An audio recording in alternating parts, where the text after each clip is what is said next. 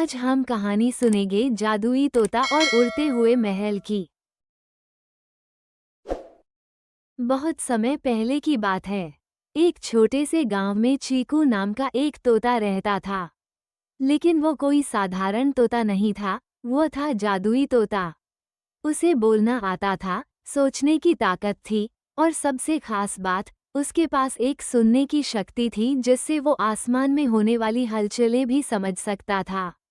एक दिन चीकू आसमान में उड़ रहा था कि अचानक उसकी नज़र एक उड़ते हुए सुनहरे महल पर पड़ी। वह बहुत हैरान हुआ। महल बादलों के बीच तैर रहा था जैसे कोई सपना।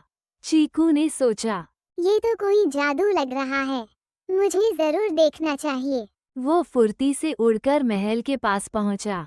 दरवाजा अपने आप खुल गया और वो अंदर चला गया। महल के अंदर एक नीली रोशनी थी और एक कोने में एक नीली परी बैठी थी जो उदास लग रही थी। चीकू बोला, परी रानी, आप इतनी दुखी क्यों हैं?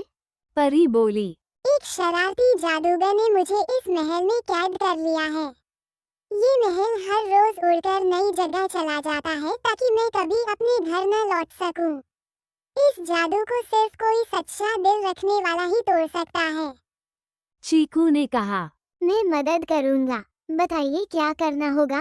परी बोली, महल की सबसे ऊंची मीनार पर एक किताब रखी है।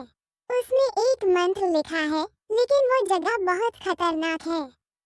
चीकू निडर होकर वहां गया, सांपों से भरे कमरे को पार किया और आखिरकार जादू की किताब ले आया। उसने किताब खोली और जोर से मंत्र पढ़ा। सच्चे दिल से अगर कोई कहे, सबके लिए हो आजादी, सबका हो भला, तो टूटेगा ये जादू और आएगा उजाला। जैसे ही चीकू ने मंत्र पढ़ा, पूरा महल चमक उठा।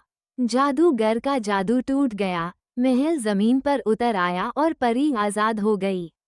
परी बहुत खुश हुई और बोली, चीकू, तुमने मेरी मदद की। ये लो जादू का पंख। जब भी कभी तुम मुश्किल में हो, इसे हिला देना, मैं आ जाऊंगी। चीकू मुस्कुराया और अपने गांव वापस उड़ गया। Thank you for watching.